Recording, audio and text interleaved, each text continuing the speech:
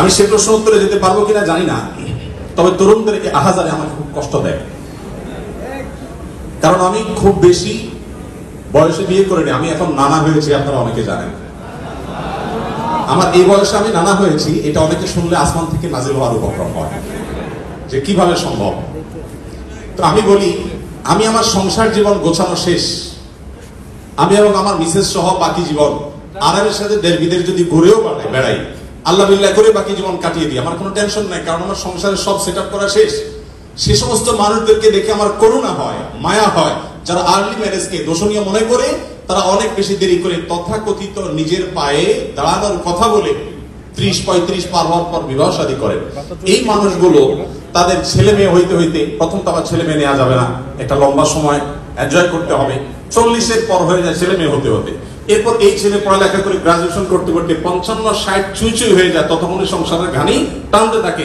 আল্লাহ না করুন ছেলেটা যদি অমানুষ হয়, এই বেচারা বৃদ্ধ বয়সে আর যাওয়ার কোনো উপায় নাই। আবার সন্তান তো একটা বা দুইটা বেশি নেওয়া যাবে না, তাহলে তার দুঃখের কোনো শেষ আছে? আর আমার সবকিছু কমপ্লিট।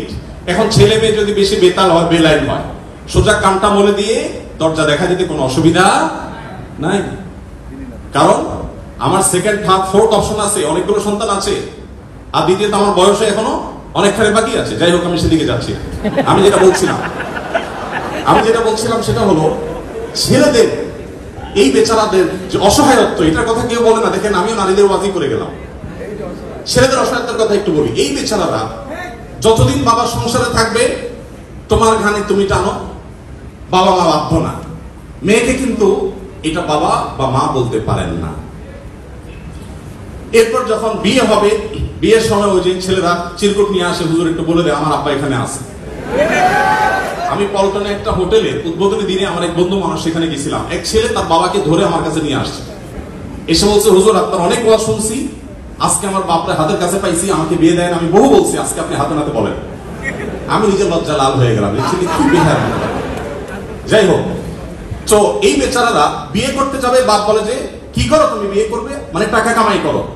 মেয়েদের বিয়ের সময় কি বাবা মা এটা বলে, তুমি কয় টাকা কামাই করছো তোমার বিয়ে দিব? বলার সুযোগই নেই, রাইটই নেই। এরপরে বিয়েটা যখন হয়ে যায়, এই বেচারা এতদিন নিজের পেট পালা লাগতো, এখন বউয়ের পেট পালো, ছেলে মেয়ের পেট পালো, অর্থাৎ তাদের রিজিকের ব্যবস্থা করো, তাদের উপার্জনের দায় দায়িত্ব তার। নিজের বাবা মা যদি বৃদ্ধ হয়ে যান, অসহায় হয়ে যান, তাদের দায়িত্ব তার। বাপের বাড়ি যাওয়ার সময় বাজারটা তার করতে হয়, শ্বশুরের যাওয়ার সময় মিষ্টির প্যাকেটটার টাকাও তাকে দিতে হয়। শতভাগ খরচ ছেলে, শতভাগ খরচ কার? ছেলে। আর বাপের সম্পদে পাবে হলো 2 টাকা, 2 আনা, আর মেয়ে পাবে 1 টাকা। তার অন্যের খরচ তো দূরের কথা, নিজের খরচই তার উপরে বর্তায় না। ইসলাম কি তাকে কম দিয়েছে না বেশি দিয়েছে? একজনকে 2 টাকা দিয়ে বাজার পাঠিয়ে বিরাট বড় ফর্দ দেখাই দিচ্ছেন, এতগুলো সব তোমাকে আনতে হবে। আরেকজনকে 1 টাকা দিয়ে বললেন যে তুমি শুধুমাত্র এই টাকা দিয়া যা খুশি তা করতে পারো।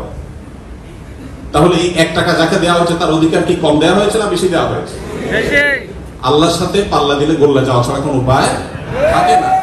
যারা নিজের বিবেক দিয়ে আল্লাহ সুবহানাহু ওয়া তাআলার বিচারকে, বিশ্লেষণকে বিচার করতে চায়, তারা আল্লাহর উপরে যে খোদার উপরে খোদাগিরি বলে, যে সে মূর্খতা ছাড়া কিছুই করছে না। আমি শ্রদ্ধা রেখে তাদের প্রতি বলতে বাধ্য হলাম। যাই হোক, আমি যেটা বলছিলাম যে নবী সাল্লাল্লাহু আলাইহি ওয়াসাল্লাম মেয়েদের, অথচ এই ঢাকা বিশ্ববিদ্যালয়ে এমন একটি অনুষ্ঠান কেউ কল্পনা করতে পেরেছে? কখনোই কল্পনা করতে পারেনি। বিগত 16টি বছরেতে নয়, এমন কোনো অনুষ্ঠান তৈরি হয়নি। হাজার রকম অনুষ্ঠান হয়, নাস্তিকদের অনুষ্ঠান হয়, বিভিন্ন রকম অঙ্গ সংগঠনের অনুষ্ঠানগুলো হয় ঢাকা বিশ্ববিদ্যালয়ের বিভিন্ন সেমিনার হলগুলোতে, কিন্তু ইসলামিক অনুষ্ঠানগুলো হতো না। ইসলামিক দেশ, 90 ভাগের ইসলামের এই দেশটিতে ইসলাম ছিল ধরাছোঁয়ার বাইরে, ইসলাম ছিল যেন শত্রুতার সর্বোচ্চ শিখরে।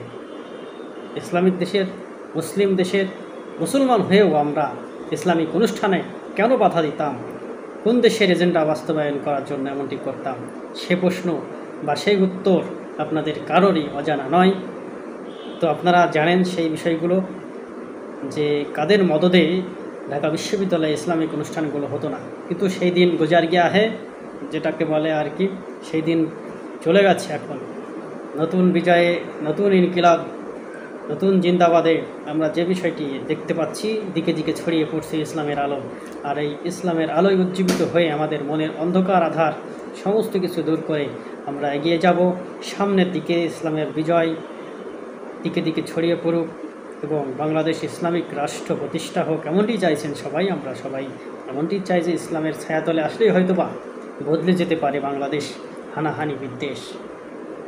ধন্যবাদ সবাইকে, ভালো থাকবে।